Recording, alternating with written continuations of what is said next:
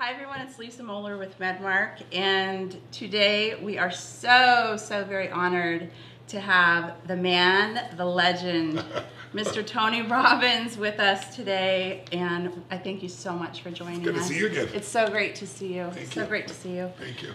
So congratulations on your movie.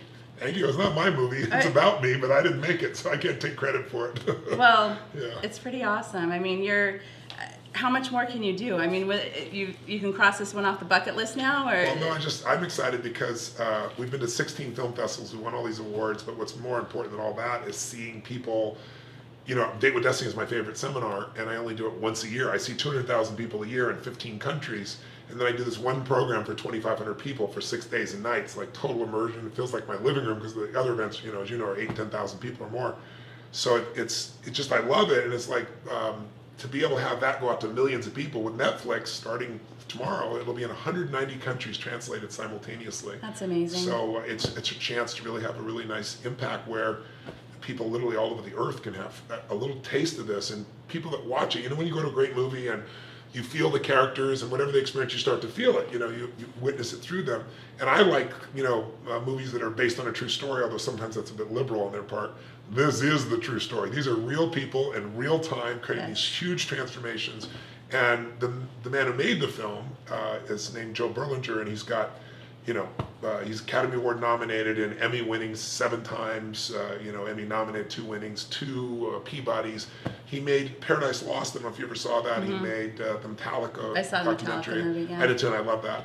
And he's just a genius. And I didn't really believe you could take 6 days of 13-hour days and create something really powerful in 2 hours, but he did it. It was amazing. Yeah. Amazing. So you saw it? Oh, yes. I watched it twice, actually. Oh, that's so incredible.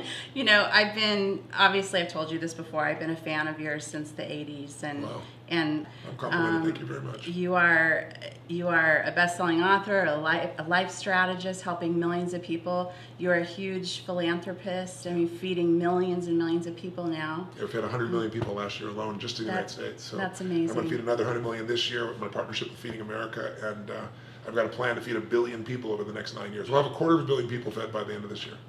So it's really exciting. That's just got to be personally. Well, considering so I had no food when I was 17 for Thanksgiving, or 11 when I was 11 years old for Thanksgiving, so I started feeding people at 17, and it was 2 families initially, and it just altered my life. I had so much joy to see that happen, because to have my family be fed when we had nothing changed my entire view of life. It's like if strangers really do care, and it affected the direction of my life, and I always promised myself I'd find a way to give back, and it's just gotten bigger and bigger and bigger. And then when I wrote Money Master the Game, I spent 4 years interviewing self-made billionaires. All the people start with nothing and the most successful on earth, and I'm watching them cut food stamps simultaneously by, I think it was $6.8 billion, which is like everyone who gets some financial support where they really do need it, not people who are abusing it. All of them lose a meal a month for a week's worth of meals every month. So I'd fed 42 million people in my life, and I thought, what if I could do that in a year? And then I wrote the book, and I donated a $5 million advance. I donated the advance, and then I got more expired, so I wrote bigger checks beyond that and fed the 100 million. And now I've got this system laid out to feed the billion. So it's the thing I'm most excited about actually right now in my life. That's huge. Yeah. That's huge. Yeah. When you can do something so touching and philanthropic with that, and just turn so many lives around, Well, the reason we wanted to make the film was I thought we're in such divisive times. And when people go to Date with Destiny, one of the things that Joe Berlinger experienced, by the way, Joe he makes stories about the underbelly of society. Like Paradise Lost is about 3 innocent men that are put on death row, and he spends 20 years and he gets them out. Mm-hmm. I mean, his film's responsible for putting the facts out there. And he did the Whitey Bulger piece showing the FBI actually manipulated all that. He takes on the toughest subjects, and by his own description, he said, I'm a hardcore New York Jewish pessimist. And so, but he came to the event, and it transformed him, and then he just wanted people to see that this was raw and real. And with all the divisiveness going on, you get in that room, and there are people from 71 countries at the last one, to give you an idea. We translated 6 languages simultaneously, and you see all the barriers between people drop. Black, white, yellow, Latin America, it doesn't matter. Everybody there becomes one. And when you watch the film, I think people feel that. They feel this. They go in wanting to change things for themselves, selfish motives, but self-deserving. Want to improve yourself.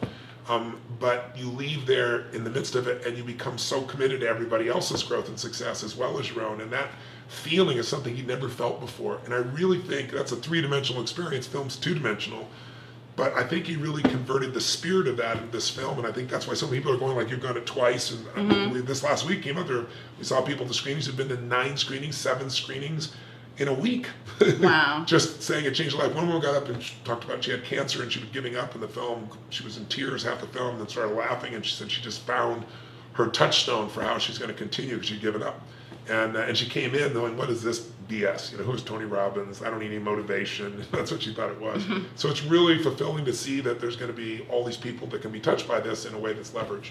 Well, yeah, if they can't get to your seminars or have never been, I mean, that's like an Insta they can seminar. sit in their bedroom and flip it on, and it costs them nothing. It's on Netflix. If you got Netflix, if it doesn't, you can spend $8. Right. It was really powerful. I mean, the interventions that you did were amazing. Which one stuck out? Dawn, of course. Yeah, the young woman, for those watching, who was from Brazil, who was in there's a cult called the Children of God, and what they do to children there is mind-boggling, and what she went through is mind-boggling. I want to give it up for the film, but her transformation, I just saw her. She's a different human being. You would not even recognize her. She's just awesome. So transformed. She helped her mother and she helped her brother, who were also suicidal, and got them out. Wow. So it's been exciting to see. Wow. One of my deals with the director was, I'll let you do this. You got an all access pass. I have no control. You make whatever you want to make. But I want you to wait a year and follow up a year later to show where these people are today, because most people think change takes forever. Like people say to me, it took me 10 years to change. And I always go, bullshit, it took you a minute. It took you 10 years to get the minute where you said no more, or I quit, or let's do it, or I love you, or I do. That's where your life changes, And then even if it does happen quick, people think it won't last. So I said, I know it'll last. I've done it for 39 years. And he was a little bit concerned, I said, don't be concerned, just do it. And he finally agreed. And the best part of the film for me is seeing where these people are today. Again, I can't give it away. I want people to see the film. Yeah. But there's some really cool things that happen in these people's lives a year later. So you see that the impact is continuous. Yeah. I was in tears. It was amazing. That's it great. really was. That's great. So how can we segue this into, just general business today in this day and age? I mean, I know myself as an entrepreneur, I don't even want to turn on the TV because there's so much negative energy being thrown at us. And, dentists and doctors and, I feel it, sometimes when I walk into their offices. I mean, the first line for them is the person at the front desk, right? If they're all like slouched over and a big, frown on their face and they're just hating life, that's trickling down from the top, right? Yeah. And so how would you speak to that? And just how can they have a better practice, be better business owners in this day and age? Well, there's lots of places to hit that from, but one of the things I do these programs all over the world, in China and London, here in the U.S. These kind of it's called business mastery, but it really is boot camp for business owners, because most of us as business owners, especially professionals like dentists or doctors, chiropractors, what you find for them is they're some of the hardest working people, but they never really learned to run a business. And I'm the same way. They're usually artists. Like, I'm an artist at my core. Artist meaning my art is helping people change their lives. And the dentist has worked a lifetime to develop this skill and this compassion and this art. But then there's the running of the business. And you spend all this money going to school to become a great dentist, but no one teaches you. And so most dentists are in a position where it really isn't a business. They're self-employed. When you own a business, you got to be a business owner. When you're a business operator, which most professionals are, where you're the one running the business and you're in the business and it's your skill set, most people like that get stressed out and overwhelmed. And the statistics on suicide and in the dental business. That isn't just the business side. I really believe that also relates to the types of materials that they deal with. We can talk about that later, because I just had an interesting health scare that I'd like to talk about at some point, because I'd like to plant a seed with dentists and see if I can help them in what's going on. But I think you have to decide, I am going to master this thing called business and not feel like it's the most overwhelming thing, even though it looks like it. It was overwhelming to drive a stick shift car in the beginning, for me at least. No experience. I'm supposed to do this, I'm supposed to do this, shift this, put the gear, brother taught me. and watch the rear view mirror simultaneously. It's not going to happen, right? But after a while, it becomes each of these individual things, these 12 things is one thing called driving, and your brain's freed up to, do everything like even text, unfortunately, but people are freed up. So I think the same thing is true in business. I take people in 5 or 6 days and put them through immersion. So now what can they do? I think the first thing you have to realize is that the chokehold on the growth of your business is always the owner. It's always the leader. And 80% of that chokehold on the growth of your business is your own psychology, your own fears, your own limits, your own, I've tried everything, your own stories. When I say psychology, it just really means emotions and stories that we create for ourselves that keep us from maximizing what we're capable of. We convince ourselves we've tried everything and we haven't. But innovation is the secret to really growing anything. You got to innovate and you got to market. And as a dentist, you got to say, same as myself, I have a gift, they have a gift, I have a talent, but my talent is going to die on my lips or die in my hands unless I can find a way to market that, to get people to want to do business with me. And what makes people do that today more than anything else besides relationship and referral is innovation. And so if I was a dentist today, I would be saying, what's my 3, 4, 5 steps? My first step is I need to decide that I'm going to own this business, not just be the dentist. That I'm going to take the time over the next year or year and a half, put myself in some environments where I learn the things I don't know so I can feel comfortable, so I can feel like I can make this thing happen. And there's no conflict between being a great healing professional and being a successful business person. And the way I would do it first is I'd get myself in those environments, but the minimum I do is I'd want to know more about my clients than they know about themselves. I know a man that from Australia decided, he was a dentist, and he decided he was tired of people not showing up. He was tired of trying to bill and not getting paid, properly from various insurance. He was tired of all these things. And one day, he just decided to sit down with every one of his patients one-on-one, and he said, I'm changing my practice. I'm going to do a practice where I'm going to take a lot less clients and let go of probably half the clients I have right now. I only want to do business with people who I personally like, who when they come in, I want to sit down, have a cup of tea with them, understand what's going on in their life, what their goals are, and I want to make sure that everything in my psyche is taking care of them and helping them augment the way they look, the way they feel, and their vitality and the health of their system. And he sat down and said, so to do that, I want you to know I have some simple things. I'm promising I'll give you the best dental care of your entire life. I'm promising that if you come in your appointment, you will not be delayed more than maximum of 5 minutes ever. And he laid out all these things. I'll give you the best care, the most attention. He goes, but this is what I'm going to require for patients that work with me. I'll refer them out to someone else if this is uncomfortable. He said, I require that if they cancel, they're going to have to pay for it. I require they show up on time because I'm going to respect them, they respect me. I'm going to also require that in the next 6 months, that if I do the quality work I promised, they'll give me 2 referrals from 2 other quality people that I'd probably want to take care of as well. And he said, I'm shutting down any other form of my business, and I'm going to spend more quality time with you, and I want the referrals because I don't want to spend time marketing and selling. I want to spend time putting my attention and making your life better. He quadrupled his income and cut the time he spent doing dental work by more than 60%. I believe that. Just because he became an owner who owned his business instead of running around trying to please everybody and being frustrated that people are canceling and so forth. Right. And most of us just don't own ourselves enough, right? But I would say, 1, figure out who your clients really are. We know that 90% of decisions made around health issues are by females. We've got to know who's making those decisions. We've got to know more about what do they want, what do they fear, what do they desire, and how do we meet those needs for them. We need, number 2, align with what people spend money on. And most people don't go to the dentist till they have to, but where the profits are, as you well know, is elective dentistry, right? And so saying, what are the innovations that I can find a way to bring leverage so that I have a reason for people to come see me different than everybody else or better than everybody else? I look at a third thing for me. I'd say, okay, if I know who my clients are, and if I've got, something that's innovative now, what's the people interface look like? What you just said. How do it's not the person you hire, as they always say, it's the person you fail to fire that messes you up. The person at that front desk, they might be a really nice person, but if they aren't someone who connects with people, if they're not somebody who they naturally have a natural effervescence, it's not fake, it's not phony, if the wrong person in the wrong seat, they might be a good person, they might belong in another seat, but they can't be the person up front connecting with people. Right. And you have to make those decisions and go find that person and replace them, because the people interface is everything.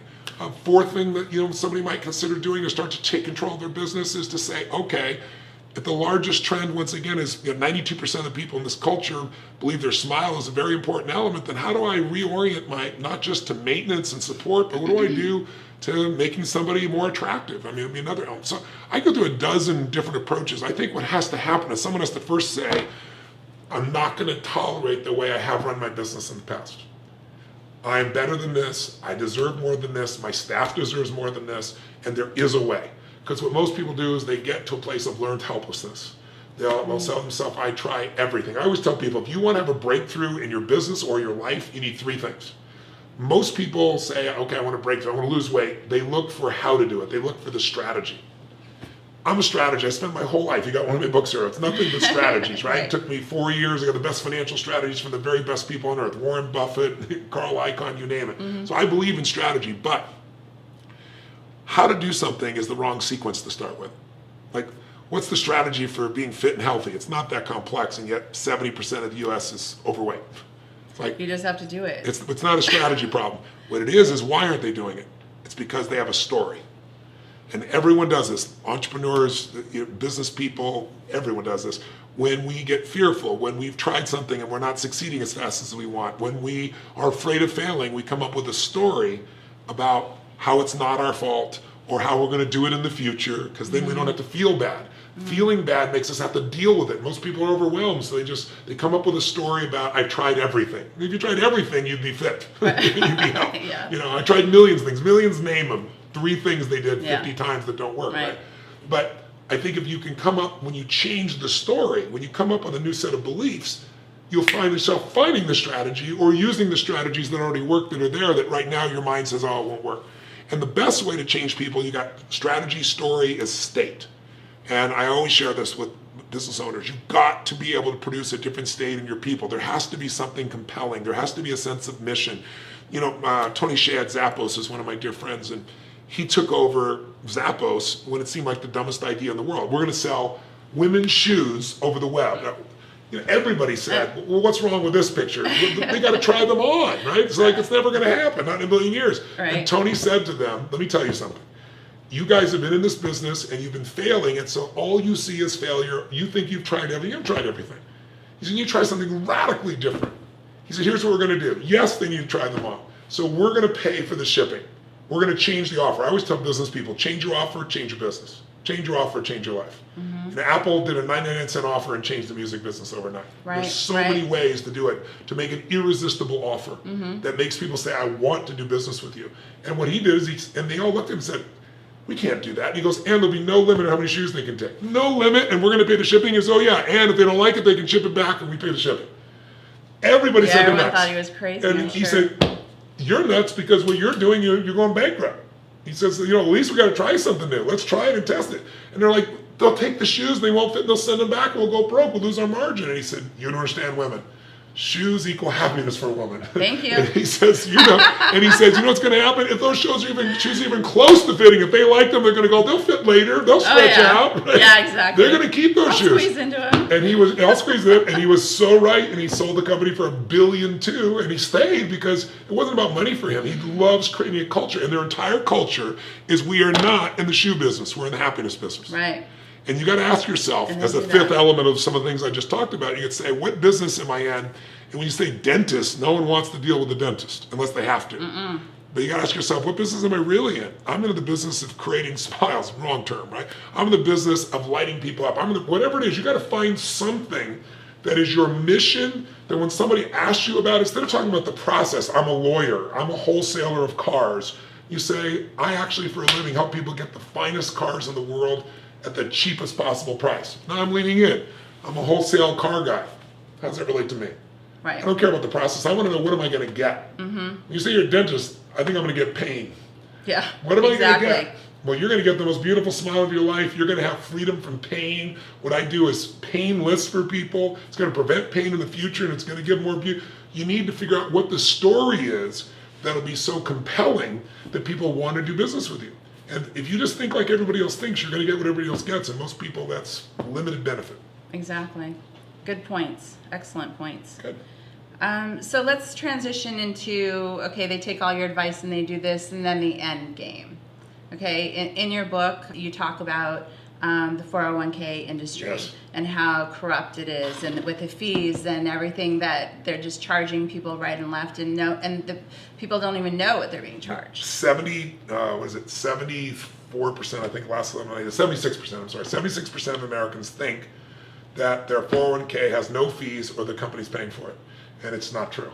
And the reason they believe that is, if you can imagine this, you have the 401k industry is a multi-trillion-dollar industry that for 30 years, up until 3 years ago, 2014, they didn't have to tell you what they're charging you. They didn't even have to tell you. Can you imagine taking people's money, just taking whatever you want? And because it's so complex, people don't know, so they think they're being charged nothing. And some people say, well, I'm being charged 1% or something. I know what I'm being charged. Really, they're looking at one of the many expenses, because there's usually 17 hidden fees, and they don't even call all of them fees, but there are fees. They're money being taken from you. But to give people perspective, every 1%, the average mutual fund that's in your 401k charges 3.12% according to Forbes. Doesn't sound like much. Most people are investing because at some level they know compounding, that if I compound my money, if I keep reinvesting it, there's a point it starts to grow geometrically. Well, costs grow geometrically as well. So 1% of costs will cost you a decade of your income. So if you're paying 3% for something that I can show you, let's say, for example, you might say, well, where do I invest my 401k? The biggest problem is, forget the fees, where do I even invest? People don't know where to invest. They get all these choices, they don't know what to do, they ask people, what should I do? They throw it in there and they hope it works. Or they look for a 5-star, something that's performing well. Well, if it's performing 5-star right now, it's not gonna be a 5-star later. You're gonna overpay for it and you're gonna lose money. So what we teach people is, I've partnered at a company called America's Best 401k. And I did it because I understood, number one, fees matter. And that, gosh, I can go out and I can pay 1% in fees, or I can pay 3% in fees, or I can pay less than 1% in fees. And the difference in compounding is mind-boggling. I'll give you a clear example. If you had $100,000 and you were 35 years old, and you put it in the market, and say put it into an index fund, where you get top 500 stocks, let's say in S&P 500, and you leave it there for 35 years till you're 60, or 30 years till you're 65, that money will grow. That $100,000 will grow to $732,000, almost 700% growth, if you were paying 1% in fees. If you're paying 3% in fees for the same product, the same stocks, the same exact material, you're gonna have $432,000. And the only difference is what somebody charges the same products. Like, do you want a Honda Accord for $30,000, or do you want to pay $300,000 for it? And it gets worse. So what I want people to know is that fees matter. So if you're a dentist, you got to know fees matter. Second, you got to know is the funds matter. Like, where am I going to put this money? I took this book and literally I've interviewed the 50 most influential people in the world. I mean, the Carl Icahns, the Warren Buffetts, the Ray Dalios, every single one said, Tony, you got to teach people about their 401k, because for most Americans, most of their money is either in their home or their 401k, and they're being robbed completely. Or even if they're getting decent fees, they're putting in places where they're going to lose, because everybody promotes their market. So here's what you need to know. Funds matter. If you buy a mutual fund and pay 3.12%, you've overpaid, number one, so you're never going to match it. But here's what's amazing. 96% of those funds will never, ever even match the market in a 10-year period of time. Only 4% will match the market or get better than it. You go, I'm going to find the 4%. The 4% changes all the time. There's no way you can find it. The metaphor I give people in the book is, if you play blackjack, do you play blackjack? Yes, I do. Okay, great. So you get 2 face cards worth 20, and your inner idiot says, hit me, I think I'm going to get an ace. You have a 8% chance of getting an ace. You have a 4% chance of getting the right mutual fund. So we tell people is what Warren Buffett taught me, and they all taught me. They said, Tony, in the day and age we are today, people need to own the index fund. The index allows them to have the best companies that are available, like S&P 500, but they pay the least amount of cost. Sounds brilliant, except when you go get your 401k, and the big company comes along that does it, they don't offer index funds to most dentists. They say, you're too small, you can't do that, so we're going to give you all these expensive funds that underperform. And they go, oh, we're going to actively manage. They don't do it. The facts are the facts. So what we've done is we show people, and they'll say, well, you can't get those because you're not big enough. That's like saying, well, I can't give you this because I won't make enough money on you. That's what they're really saying. Right. So what we do is we say funds matter, and we make available these index funds like Vanguard and so forth. And there are 401ks. To help you understand this, we created a site called showmethefees.com. If you go to showmethefees.com or America's Best 401k, you can just put in the simple information about your company and it'll come out and it'll show you what you're really paying and what that means over decades, because it costs millions of dollars. And one of my companies, I brought them in, they analyzed it. It was a small educational company I had. They saved $5 million for my employees, and we have all the same stocks. There's no difference in the product. We're just paying 90% less for it than we were before. That's what it is. But you need an index fund so people understand, because you might say, well, I'm getting an index fund. A huge number of 401ks have these hidden fees, and they charge 3%, they call load fee, to get into Vanguard. Vanguard costs 4 basis points. 14 if you don't know what you're doing, for us 4. So let's say 14. 14 versus 3.12%. That's like, do I want to buy the Honda Accord for $30,000 or $1 million for the same car? Right. You can have 2 people sitting next door to each other, and one is paying 1,000% more for the same product, because in the financial industry, everything is hidden. So we say fees matter. So we give it one page, shows you the fee, 75 basis points or less is usually what it is, which means less than 1%. Second piece we do is say funds matter. So we want to give you the funds that have performed the highest through every decade and that also cost the least. Then the third thing is protection matters. And protection is, if you're a doctor and you have a 401k, which is really important if you want your staff to do well, right. Because it gives them the tax deferral that allows them to grow. But if you're in that position, what most doctors don't know is, if you want a 401k, you are what's called the fiduciary. You are the responsible party. Most dentists don't know anything, and they don't even know what a fiduciary is. It's not part of their training or their background. But a fiduciary means you are legally responsible every single year to compare your 401k to the best in the industry. And if you find yours is not good, you're supposed to do something about it. 99.999% of entrepreneurs of all types, much less dentists, know this is true. It's a new rule from 3 years ago. The Department of Labor, who has this rule, they hired 1,000 more auditors last year, and they reported that when they went and audited people, 70% of the people were out of compliance, meaning they didn't make a comparison that year. And the minimum, or the average I should say, penalty is $600,000. It happens to dentists that don't have that much money even in their accounts. I could put a small business under. It does all the time. Yeah. So what we do is we become your fiduciary. So what anyone do is go show me the fees, put your information in, and then we run the report. And then you have that comparison to you to everybody else. You put it in your safe and you're protected. If you see the numbers are radically different, which they usually are, we'll exchange yours, put yours in ours, and it costs you nothing to change that piece. And then all of a sudden your fees go down and you know exactly what they are. So that's how we try to attack it, because the 401k is a fundamental wealth builder for you and for your staff. It's so simple too. I mean, I did it for my business, and Tom, Tom hooked Zaner me up, yes. Yeah, America's Best 401k. And took a couple minutes, and it's very easy. Yeah, that's the best thing. It's all done for you. All you got to do is give us a couple pieces of information, then we run it for you and show you what it is. Right. And then you say, would I like to save $1 million for myself and my team over the next 10 years or 20 years? It becomes pretty much a no-brainer. It really is America's Best. When he told me that, I said, that's a great name, come prove it. Yeah, and then he when told did it me with the story. And then when I did it with my company, I said, my God, you got to take this to the masses. I said, I want to be your partner. Let's get this out there. And then that's when I said, let's make it easy by putting the software where literally you fill in 3 pieces of information. You have an initial report, 2 more pieces of information. We can show you down to the penny what you're really paying, which most people will never know otherwise. And you don't want to get screwed. Ignorance is not bliss in the financial area, right? No, it's not. And one more thing, I just want to plant the seed. I don't know if all doctors realize how important the 401k is for its tax efficiency. And there are other tools that we teach also for doctors to go beyond the 401k.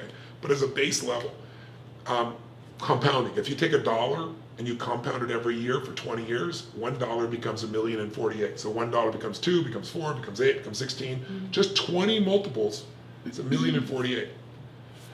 But if you pay just 35% in taxes, which most dentists pay more than that, right? When you combine all taxes in, then that $1,048,000 that you got over 20 years is $28,000. Most people can't even believe. They have to show it to them on a sheet for them to see it's really real. That's the impact of taxes. So when you can make sure that no tax is being taken out of all those years and you accumulate, you're in a completely different position than if you're just doing some things that have normal tax structures. And of course, 401ks are only one of the tools that we have. If someone's accumulating more, there's some additional tools that can be used for dentists as well. And Tom and a group at America's Best 401k can consult with anybody and show them how to do that. Absolutely, absolutely. again, as a business owner myself, I just feel like it's our duty to get that information out there. I was so grateful because it didn't affect my life. The 401k though for my employees, it completely affects the quality of their life and where they're going to. It could be whether or not they can truly retire, or whether or not they're going to have to go get a job later in life. You don't want somebody being put in that position that's been dedicated to you, especially when it's so easy to fix it. But the industry makes it so complex. People go, why is my 401k doesn't seem to be growing very much? Well, it's not growing because all your profits are being stolen, basically, right? Well, you don't know what you don't know. Yeah, it's totally true. I mean, a long time ago when I did mine, I was like, is he a nice guy? I mean, I don't know. That was my criteria. That's often what happens. The person that sold the 401k is the guy that you go golfing with, or a guy that's a friend. And your friend might be sincere, but they're sincerely wrong. and they're not a bad person. They just don't know. They work for the house, right? And the house always wins. So that's the challenge. It's not that all these financial companies are so bad. It's just that they're public companies, and their number one priority is to the shareholders. So they want to make as much money off of you. And when it's your retirement, it should be reversed. It should be fiduciary. I got to put your needs ahead of my own. And that's also, you got to find a fiduciary, somebody who literally is legally responsible putting your needs ahead of their own. And America's Best 401k is fiduciary. What should we as business owners and professional business owners, what should we never give up on? Well, I think you have to decide what's most important to you and what are you doing all this for. If you're just doing it for money, it's a burnout for anything. So you got to just ask yourself, what you don't want to give up on is, why did you get in the business originally? What is it you really want? And economic freedom should be clearly one of those things for people, but time freedom should be there also. That's why I work with dentists when they go through business mastery to make them an owner, so they can start to say, I really could have somebody else in some of these, taking over some of these clients. And most are scared to do that initially because they go, that's my income. But we show them how to time it so that gradually you end up getting more income from other people working than yourself. Then you do your best work. It's like the goal is get financially free, not so you never work again. Because if you don't ever work again, you'll dry up inside. It's like when I was growing up, everybody's like, making the money to get rich and retire. So I did that at 26, which was so absurd. And the amount of money I had, I thought was more than you could spend. Of course, that was not true. But what I learned is it's really about making enough money you don't ever have to work again, and then you work harder and you enjoy it more. Steve Wynn's a dear friend of mine who built most of Las Vegas, and he's 74. Peter Gruber, who's here in LA, a friend of mine who owns the Warriors and Los Angeles Dodgers. He owns movie companies.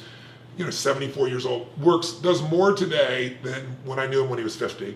Warren Buffett, 84, 85 now, works harder today than ever more. None of those people have to work. They do it because it's so fulfilling, but it's different when you don't have to work and you work, then you have to work and you work. It's like a different being. So if you can build your business, which we show people how to do a step at a time, like how to grow it 30 to 130%, that's our promise. Our promise on day one of Business Mastery is, if you don't think today's worth $1 million, in your opinion, in either savings through time or additional revenues and profits, we will give your money back on the spot and you get to keep everything you got on that day.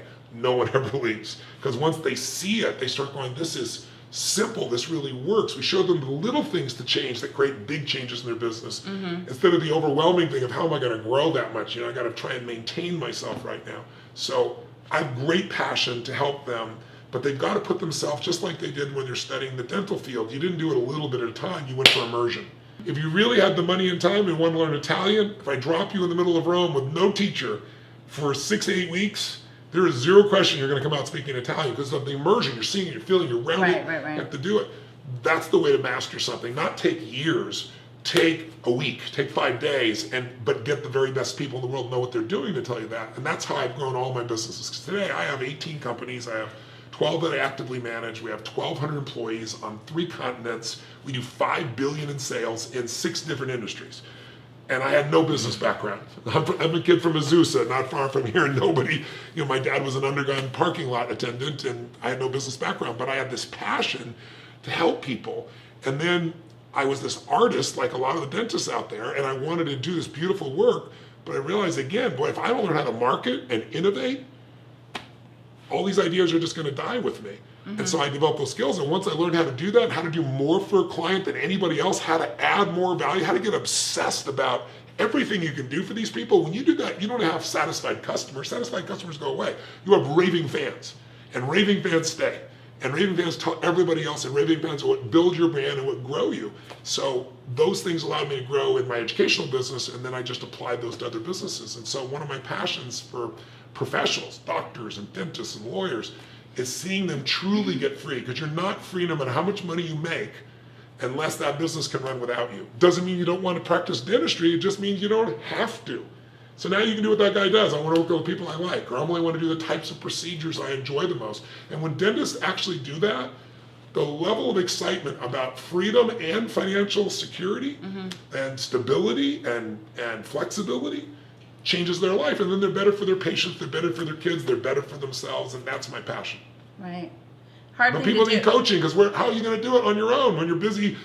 Keep your schedule's booked solid. You don't know what to do. You got to get out of it, get immersion, and get coached. Yeah, it gets overwhelming. Totally. And it's hard. It's your baby. I mean, obviously your business is your baby. Yeah. So when you're giving up that control, and we all know that they can be attached. But the way I approach it is not control, because first of all, control is an illusion. You don't have control. You have influence. Right. Right. And when you get that, your life will change, because otherwise you're always stressed out if you're not in control. What you got to become better is at influencing, but you can't influence someone if you don't know what already influences them. You can't influence your business when you're in it just doing it every day. You got to just take those few days, step out, look at it from a new perspective, get new voices around you, new perspectives, ask new questions, try some new strategies, try some things you've never done before, and keep changing, and you'll find something that will make your business grow. And it doesn't matter what profession, dental profession for sure, because you have a necessity-based business, which is awesome, but you also have a business that people care about. My life changed when I had my dental work done. I used to have a big space in the middle here, right? And I did my first bonding experiences. I'm old enough to remember when I used to do bonding. And that alone changed it. People responded to me differently. I wasn't closing my mouth. I had this big gummy smile, that I've become somewhat famous for now at this stage. This big mouth, right? But what it did was it changed my personality. And more of my true personality came out, because I wasn't, feeling conscious about what I look like. And I think doctors need to remember that that's where the opportunity for growth really is. If all you are is in the blocking and tackling of, eliminating the problem, then you're probably going to have a hard time growing your business. But if you do that and the elective, and most dentists I know today do that, but I mean really figure out how to market that, really figure out how to deliver your message about what you do differently than anybody else in the marketplace, then you have a disproportionate advantage over every dentist out there. I agree. I'm a big fan of that. I kind of have always had tunnel vision with my business. Yeah. And I'm aware of what my competition is doing, Yeah. but I just want to know what we're doing. That's right. And I want to do it the best way we possibly can. And if you do it better than anybody else, if you're constantly doing more for your client than anybody else, you're going to take business from other people, because they're going to come there. So It's not that complex, but the most important thing is making the decision that says, no more. I'm not going to live in this stress. If you ask me the most important thing I believe, like what is my mission beyond helping people in their business that matters in their lives, I really believe that everybody wants an extraordinary life. Every dentist I've ever met, any doctor I've ever met, every person you've ever met wants life on their terms. Some people life on their terms is 3 beautiful children. Some people it's writing poetry. Some people it's making them $100 million or $1 million, whatever it is. But you got to know what you really want, and then you need 2 skills. And in the middle of all your dentistry, you got to come back to these 2 master skills, because if you want life on your terms, not your idea, my idea, but their idea, you got to master, number 1, the science of achievement. You got to figure out, how do I take myself from where I am to where I want to be? And if you're going to do it on your own, it's pretty slow because you're busy. But if you go in immersion for a weekend or a few days, whether it be me or anybody else, there are plenty of great people out there, but just giving it the focus. Where focus goes, energy flows, and you can start making changes. But it'll never happen. Stay in your head, you're dead. Stay in your head, you got to be here. So that there's a momentum that happens when you say, I'm going to go really take control of this. I'm going to really stay focused. I'm going to go in immersion. I'm going to own it. And then you got to get out of your environment to do it, so you're not caught up.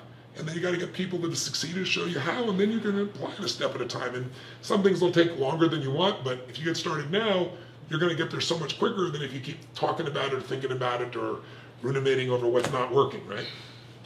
We got to be careful what we wish for, I think, sometimes. Because you work, you get to that point, and then it's like, okay, now what? Yeah. Now what? Yeah, I mean, I was listening to one of your CDs the other day in preparation, and you said retiring is dying. It is. I mean, basically dying. Well, the average person who does it, male, wouldn't be true for you, Right. but they die within 5 years of the time to retire. That's the average, the statistical average. Women don't because they never retire because they care about everything. Because we buy shoes, we go shopping. No, but they're managing the business and the people and the Yes. family and the kids, and so there's never retirement for women. But men, when they do that, they literally die. And so what you want is more freedom. What you want to do is enjoy your life more. If I could give you the advice that's affected me the most, the insight I've got the most the last year and a half, it would be, remember I said you need the science of achievement, meaning there's rules to money.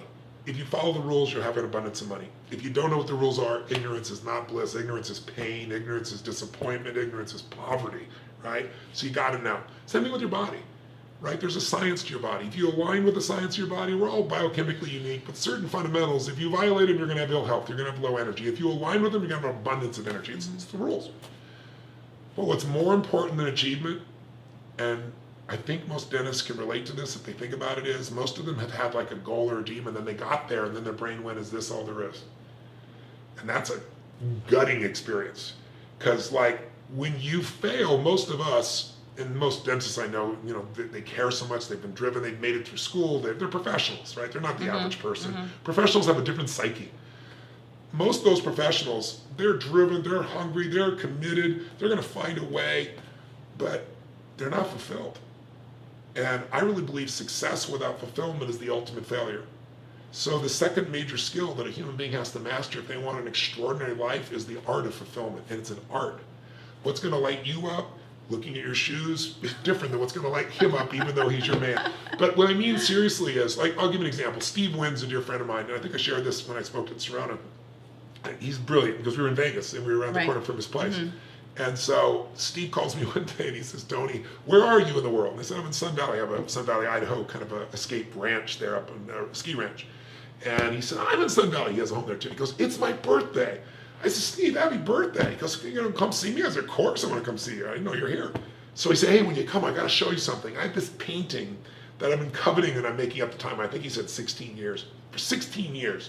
And he said, Tony, I just outbid everybody on Sotheby's and I finally acquired it. $82 million for this one painting. And I'm like, wow, I can't wait to see it. I'm on my way.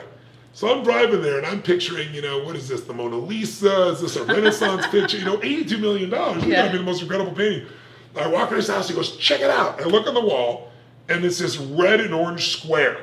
If you're in the art world, people know it's called a Rothko, but it's a red and orange square. It's just a square, red and orange. I said, Steve, give me $100, give me 20 minutes, I can do this shit. And he didn't like that. He goes, no, and I was teasing him. I go, no, but I mean, 82 million? He goes, no, the guy committed suicide. I said, well, that must be his blood for $82 million. I mean, come on, right? But you know why I bring it up is, I respect him because he can get $82 million of the joy out of that red square. I'm not sophisticated enough clearly to do that. I don't find $100 of the value in that, but I respect him for it. Right. So what I've learned is everybody gets turned on, everyone is fulfilled by different things. The common denominator are two things. You gotta grow to be fulfilled. If you make $1 billion, you don't keep growing, doesn't matter. If you're a comedian and everybody loves you, but you don't keep growing, doesn't matter. You're gonna be miserable. I always tell people you grow or you die, not only in business, not only in your personal life, your intimate life, but in every aspect of life. So the one word that will make you feel happy is progress. If you're not where you want to be physically, but you start working on your body, and even if you're not there yet, but you start making progress, you're going to light up, even though you're not there yet. And when you get there, being thin is not going to make you happy. It'll just feel good to have that energy, you know, and to own yourself in a new way. But some people, they're bored. You got to keep making progress. Progress is everything. And you don't have to be perfect, you just have to make progress. But we make progress and we grow, so we have something we can give. Because when we give, we feel different than when we take. When we give, we feel more alive. People don't realize the secret to living really is giving, corny as it sounds. So here's what I've done the last year and a half. I've asked people, I think I may have done this at Serrano because I just started doing it recently. I said, how many of you feel like Robin Williams was somebody you loved? Because I thought of him as a national treasure. He died 2 years ago. Yeah. And I've done this with dental field, I've done this in Brazil, I've done this in Beijing, I've done this in Sydney, Australia, I've done this in London, everywhere I go. And I say, don't raise your hand if you like him, raise your hand only if you loved him. And 95% of the people raised their hands and said they love this man. So I asked them then, tell me something, because I want to make sure dentists or business owners get it. Was this guy a master of the science of achievement? Hell yes. He knew what he wanted, and he made it real when everybody said it was impossible. He wanted a TV show, they said there's no way, he did it. He wanted the #1 show. Some people old enough to remember Mork and Mindy. He did it.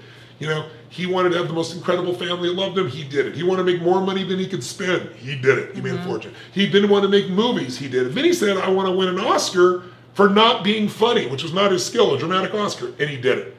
Then he said, I want to make the whole world laugh, and he did it. And then he hung himself. Yeah. How is that possible? So sad. Hundreds of millions of people love this. Hundreds of millions of people love this man. He left his children, more importantly, left his wife. Why? Because he suffered every day, because he made everyone else happy except himself. And so I look at that, and I've made a distinction in the last 1.5 years. I was in India with a friend of mine, really smart man. He goes, Tony, you always talk about how the quality of your life is the state you're in. If you're high energy, super high energy state, you process problems easily, right? You deal with it. Even if it's a big problem, you can handle it. If you're a real low level of energy, the world's impossible. You don't even start. Well, you know, your mindset says it's not going to matter, because the state you're in, remember I said strategy, story, state. Right. When you're in a low state, you come up with a lousy story. With a lousy story, you have lousy skills. You know what I mean? It's like when you get pissed off at somebody, you suddenly remember everything they've ever done that's pissed you off. Or when you're in love, there's nothing wrong with life, right? Because you're in such a beautiful state that your story of your life changes, right? So about 1.5 years ago, I was talking with this friend. He goes, you always talk high energy, low energy, peak state, low state. He said, what if we thought about life this way? What if you thought about life and said, there's only 2 types of states you could be in, and your life is based on where you spend most of the time. There's states we would call beautiful states. Happiness would be one of those, right? But if you only had one emotion, it gets old. Well, humans need variety. Like, in fact, if you've ever been so happy you smile so much your face hurts, you know, you've ever had that. So beautiful states could be happy, it could be grateful, it could be feeling generous, it could be feeling driven, it could be hungry, it could be curious, it could be a sense of awe, it could be love. But when you're in beautiful states of being, no one has to tell you what to do. You do the right thing, and you bring something to the table, because most people are not in a beautiful state. And so you become a force of beauty, of good, of love. People want to be around you. The other states are suffering states. What's a suffering state? Well, if you asked me 1.5 years ago, do you suffer? I would have said, what? I wouldn't have been exaggerating. So, are you crazy? I've got, 18 companies. I have the 4 most amazing kids. I worship my wife. I've got great physical health. I have economic freedom. I mean, I got a mission I love. I got the greatest life in the world. And I was being totally authentic. But I did suffer. But as an achiever, I would never call it suffering. I was frustrated, of course. I was overwhelmed at times. I was stressed. I would challenge to be the nicest word I would use for it at times. And there are times I challenged, there are times I was pissed off, right? And I would have told you before, well, that's part of the process of running a business and being life. And what I found is it's not true. That pissed off, frustrated, overwhelmed, all those things we call natural are not natural. They're a piece of software in your brain. We have a 2 million-year-old brain, and it evolved to make you survive. This brain is not designed to make you happy. Happiness is your job. It's to make you survive. So it's always looking for what's wrong. It's always looking for what you should be afraid of, what you should deal with. And it exaggerates it because it wants to get you so you survive. So it gives you fight feelings or flight feelings. And we don't have a saber-toothed tiger to run from anymore. So now what do we do with this brain that's always on alert, trying to figure out what to do and protect us to survive? We don't need to survive. We're going to survive anyway, but the brain's still 2 million years old. So survival software is running, and it goes, oh my God, what does she think of me? Or, oh my God, do I have enough money? And in this country, even if you're broke, you're the 1% of the world. Half the planet lives on $2.50 a day. So it's not really truly survival, but we make it survival. The only way to have a beautiful life, a beautiful business, is to make the most important decision of your life. What is that? Well, lots of decisions are important. If people watching if I were to ask anyone listening right now, you as well, have there been decisions in the last 5 or 10 years that you can think of, a decision or a couple decisions that if you made the decision differently, you would have a totally different life right now than the one you have? What's one of those for you? What's a decision you've made that if you made a different decision in life, you'd have better or worse, I don't know, but it would be If great. I hadn't have started my business. It'd be a perfect example. If I hadn't have met my amazing fiance. Yeah. Any of those decisions would change the entire course of your life. So I believe it's our decisions, not our conditions, that determine the quality of our lives. That it's in your moments of decision that your life is shaped, that your destiny is shaped, right? So if you'd asked me 1.5 years ago, what's the most important decision in life? I would say who you spend time with. Who you spend time with is who you become, who you pick to love, who you pick to live with. It shapes your life more than anything. But today, as important as that is, my wife and I both agree that it would be a different decision. And that is, as important as it is who you're going to love, that person could die. That person could get ill. That person could change their mind. That person could cheat on you. They could leave with you. And if I am going to help you to have the most incredible life possible, there's only one way to do it. And that's to decide that you are no longer going to suffer. You're no longer going to live in stress. You're no longer going to get frustrated. You're no longer going to get overwhelmed. And I'm sure people are thinking that's a nice thing to say, but how the hell do you do it? The way you do it is you don't say, I'm just not going to suffer. You realize that this mind is what makes you do that. And you decide life is too short to do that, because if my husband leaves me, if I have this health problem with somebody else in my family, if these things happen, I need to be able to still have a beautiful life, because problems are always around us. One thing I figured out a few years ago is problems and happiness have no relationship. Somebody can have the most intense problems, lose an arm, be blinded, and have a beautiful life and live in a beautiful state. And most people have everything to be grateful for, and they're in a shitty state, right? And, they're worried about things that haven't happened, may never happen. They live in suffering all the time. So what I did is I began to say, okay, how do I get out of suffering? I said, the first thing I got to do is realize I really am suffering, because that's not part of my identity. Second thing I decided to do is life's too short, I'm not going to do that. I realized my happiness was too cheap. Meaning, all I had to do I have one in my pocket? I don't know, I must have left it somewhere else. All I had to do is pick up my phone to get pissed off. Why? You have 1,200 employees on 3 continents and all these different industries. What are the chances somebody is screwing up right now? Probably good. 100% someone is screwing up, not now, within the day or two. Because when you have that many moving parts and that many different industries, somebody's going to do something I don't think is right or is ineffective. And that's part of the process. So if my happiness depends upon you behaving a certain way, then my happiness can be taken from me so cheaply, so easily.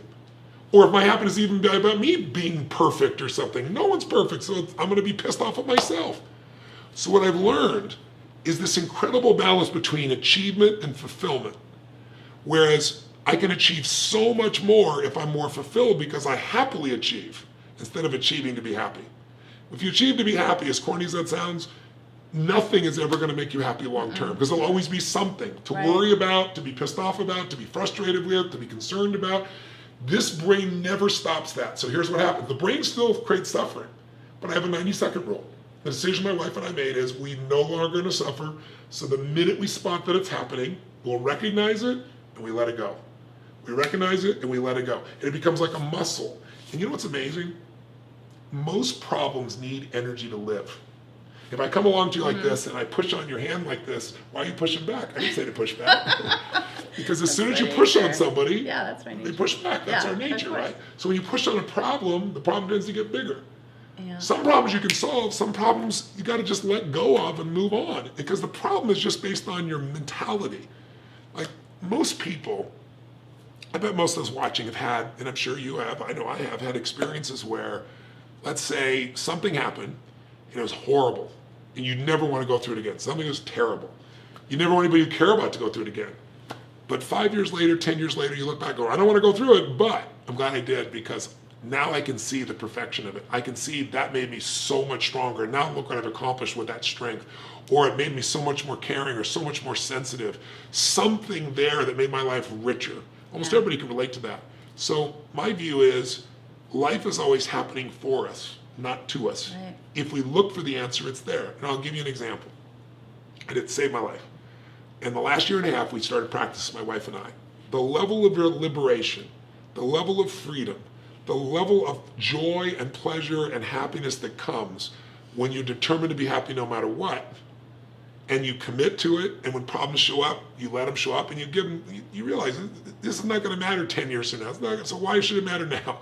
I'll do what I can do. What I can't do, let's let it go and move on. Life is bigger than this. I want to enjoy this moment. When you make that decision and you do it continuously, you get this incredible sense of freedom. So I started having this great sense of freedom, more joy than I've ever had in my life, as much as I've ever had, incredible, and that became like my mission to tell everybody, show everybody this. And I do this in a seminar in a much more elegant way. I'm trying to do this message really quick here with you, because I'm hoping to plant seeds so that if somebody watches you today, my goal would be that they really truly could change their whole life. Absolutely. Out of this conversation alone. So we've told them a lot of things, but the thing that matters most is not the achievement, it's the fulfillment. Robin Williams had all the achievement you could ever have. He's gone. Now, dentists have the highest suicide rate that's out there. 3 times higher than any white-collar profession to commit suicide. And the answer to the question is why? Yeah. I think part of it is everyone coming to see them, the majority are stressed. They care, they feel that stress. No one wants to go to the dentist. No one wants, so you let them feel good. Yeah. You got chemicals still in this business, even though they've limited a lot of them that still affect dentists. Mm-hmm. Those are significant. So I'll tell you why I bring this up. I start feeling all this freedom, feeling this aliveness. I get hooked. Our 90-second rule probably was a 4-hour rule in the beginning. You get better at it and better at it until now you just let it go, let it go, let it go. And you get a life then. You got this joyful life. And then I had an experience, which was, you've seen me on stage, I have this intensity in my arms, and I've been doing this since I was 17 years old. I'm 56. So those 39 years of hammering like that have made the nerves of my arms so sensitive that all of a sudden about a year and a half ago, I couldn't sleep on my side anymore. So, all right, I got to deal with it. So I sleep on my back, no big deal. Well, sleep apnea, right? Such severe sleep apnea that I went to the doctor and I found out I stopped breathing 17 times in 16 minutes, right? So that's extreme. You're in the business, right? On my side, it's 12 times in an hour. That's minor sleep apnea. I'm 26 an hour. Yeah, that's still pretty crazy. Yeah. So they give me the sleep app, which is the most incredible sexual attraction tool you could possibly have. Put this thing on your face, like you said sexy. earlier. Pretend you're in the Top Gun. Darth Vader. Yeah, Darth Vader. You sound like Darth Vader. And it's hard to keep on your face. It's like, oh my God, this is insane. And then I go snowboarding, and when I'm snowboarding, I take quite a crazy little jump, and I tear 3 rotator cuffs. And it's painful. I know how to manage pain. And then all of a sudden, it goes beyond the rotator cuffs to nerve pain that just like, on a 0 to 10, it's a 9-9. If I had not had this set of commitments, like, I tell people, you want to take the island, burn the boats, right? I am not going to suffer. The level of suffering would be incredible because when I went into an MRI, I sit down with a doctor and he says, I just have to shoot you straight. You'll never snowboard again. You'll never play squash again. You can't jump up and down the stage. No more clapping your hands together. Basically, no more life, he tells me, basically, right? Nice. And I'm just sitting here looking at him, and he shows me MRI, and he goes, one good hit, and you'll be a quadriplegic. And I'm like, wow, this guy has an interesting bedside manner. This is pretty intense, right? So obviously, I don't take one answer. So I go to a dozen doctors, and, unfortunately, most of them give me similar, types of feedback. And then I find a doctor in Australia who says, I had spinal stenosis. So it traps the nerves in your body. Well, I found this man in Australia, who's a doctor, who uses hyperbaric oxygen. And in the last few years, they found that if they take you to depths, which is like 65 feet of pressure, and give pure oxygen to you, you get 800% explosion of stem cells, and they go to areas of inflammation and heal the body. And he showed me MRIs of spines with spinal stenosis healing over 3 months, 6 months, 100 hours of hyperbaric oxygen. I was like, I'm a guy who finds the answers. I'm like, I'm going to heal this body. And then he says to me, and it's a long story, I'm sorry, but I want people to understand the importance of it, because those watching will be affected by this, I think. He says, well, why don't you get, this inflammation blood test before you fly over to here, so I know if you have cytokines and what's going on, right? Happy to do it. Well, I'm there, the guy doing the blood says to me, you want to do your metals? Want to do a blood metals test too? I said, He said, like mercury? I said, I don't need that. I said, amalgam's taken out 25 years ago. I don't need mercury. He said, Tony, well, right now, the concentration of fish in the world is at a level no one's talking about because it would kill the fishing industry. And he said, you might want to at least test. I said, all right, let's test it.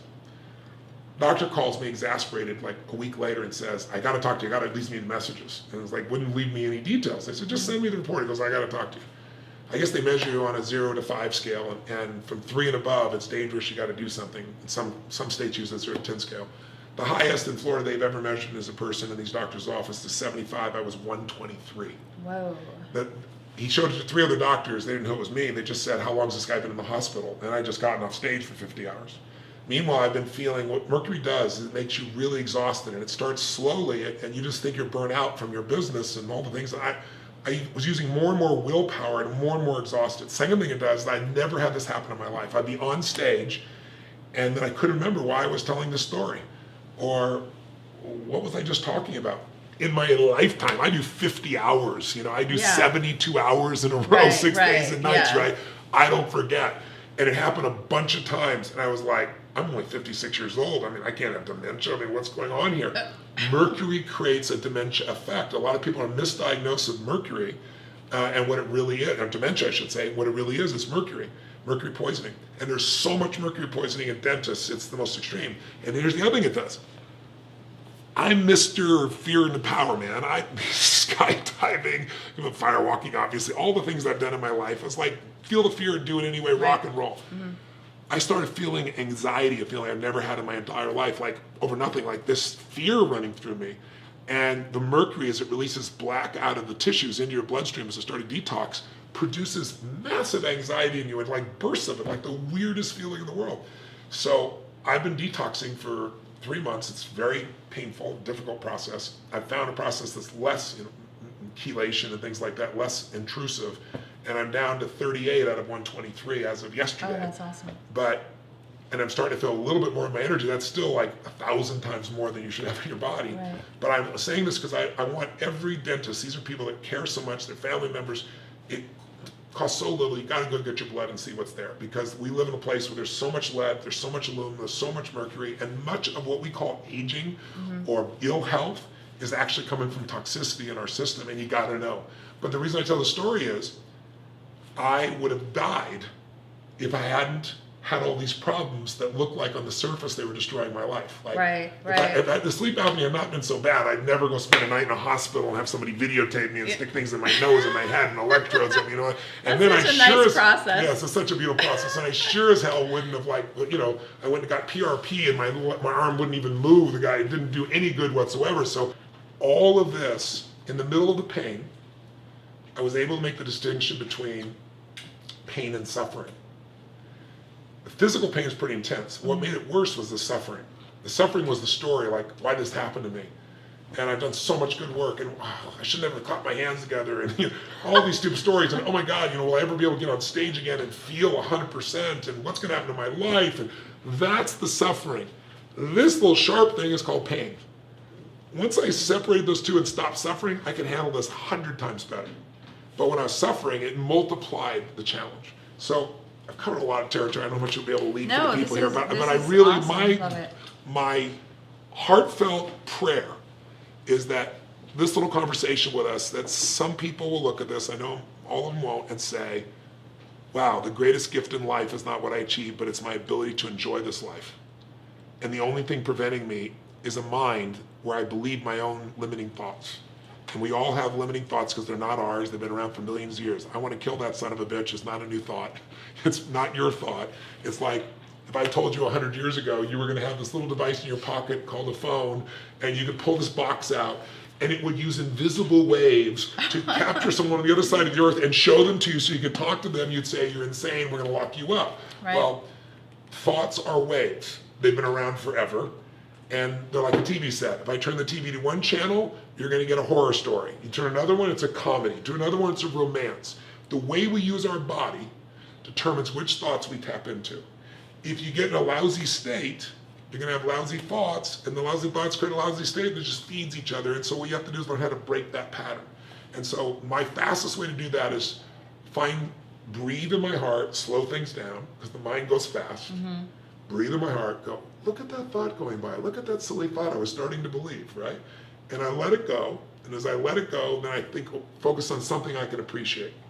Because what's wrong is always available, so is what's right. And then whatever you focus on, you feel. Right. If you want to focus on all the ills in the world, every generation has found ills that they can make it feel like it's the worst time to be alive. If you want to, you can find it as the best time to be alive. It all depends on what you appreciate. So I'll give you one final example, silly one. So I'm privileged enough to have my own intercontinental jet now, which is just an unbelievable privilege. I can fly anywhere in the world nonstop. But most of my life, I've flown all over the earth, around the circumference of the earth multiple times. And I'd fly commercially, obviously. And if I was going to a place like Australia, it's a 14-hour flight, and I would find stress inside of me, suffering, stress. What was my stress? I'm disconnected from the internet for 14 hours, got 18 companies. I could be doing emails, could be this thing done, I'm being cut off. And all this internal stress about going on a plane. It's like when people talk about so stressed to travel, what's stressful about sitting? It's like, come on, Yeah. I mean, we forget. People say, oh my God, we sat on the runway for 35 minutes and it was just so horrible. Yeah, after that, did you fly like a plane, like a bird? Did you watch a movie while you flew? A bird can't do that, right? But on this particular day, most people fly domestically. No, you're still attached to the internet. You go, overseas, no internet. God forbid, we're not connected to Instagram, Facebook, LinkedIn, all my emails. So they announce one day, they go, we have internet, And it was like God descended into the plane. People are cheering. I swear to God, some people stood up and clapped. And I felt silly because I didn't cheer and clap, but I was like, wow, this is awesome, you know? And it worked for 15 minutes. And then no more for 14 hours. So what do you think of people's response? It's like, this is bullshit. This is crap. Something that 15 minutes earlier was a miracle suddenly becomes an expectation. Yeah. So what I try to tell people is if you want to change your life, trade your expectations for appreciation and your whole life changes. Because if you can find a way to appreciate any moment, you're going to have enjoyment in your life. And from that state, from a beautiful state of being, you can help anyone. You can solve your big problem. You can't solve your problem when you're stressed out of your mind. And so I look and say, what's the greatest gift you could give your clients, your children, your husband, your wife, yourself? It's living in a beautiful state. But it won't happen unless you cut off any other possibility. Unless you say, this is who I am, this is what I stand for, I won't tolerate it, and suffering will come up, the mind will get you going. Breathe, let it go, appreciate. Breathe, let it go, appreciate. And the more you do it, the better you get, and it's like a muscle. Once that muscle's strong, I mean, everything in life becomes beautiful. I know it sounds like hyperbole, but if you really commit to it, you'll discover what it is. And since you're a friend, I want to plant the seed with you, and since all these dentists are so dedicated, and they have a track record as a profession of suffering so much, it might be the most valuable thing we could share with them, that and making sure their economics are solid for them, and then perhaps showing them how to grow their business. And those are my 3 focuses. That's awesome. I know we have to wrap it up quickly, but I just want to can we just do some really quick word associations? Sure. Can we just do something fun and we took care of the business stuff? Okay. So I came up with some I thought were interesting here. Okay. Discipline. Life. Discipline, success. Peace. When you die is the way I used to think about it. Today, the way I live. Failure. Not an option. Courage. The essence of life, the secret to a deep, lasting, and beautiful life and intimate relationship. Without courage, none of that is possible. Mr. Cobb. I did my homework. Yeah, you did. That's very impressive. A moment of grace in my life where a man who was a speech teacher saw more in me than I saw in myself and opened the door for me to be who I am today. That was amazing, by the way. It really touched me. That's great. Wealth. Freedom, joy, love, the ability to give, a reflection of your intelligence, a reflection of your caring, an opportunity to change the world even when you sleep. Leverage, portable power. Grace. God, joy, life, what flows through all of us, what we live to remember and experience, what's always with us but most people disconnect from because they let their mind run the show and forget their heart and spirit. Excellent. Thank you so much. Thank you for sharing. Oh my gosh, this was amazing. Thank you. The movie comes out tomorrow. On Netflix. I'm Not Your Guru. Yes. Although you're not my guru, you are my hero. Thank you. So I thank you for spending time with us. Thank you. I always enjoy being Thanks with you. so much.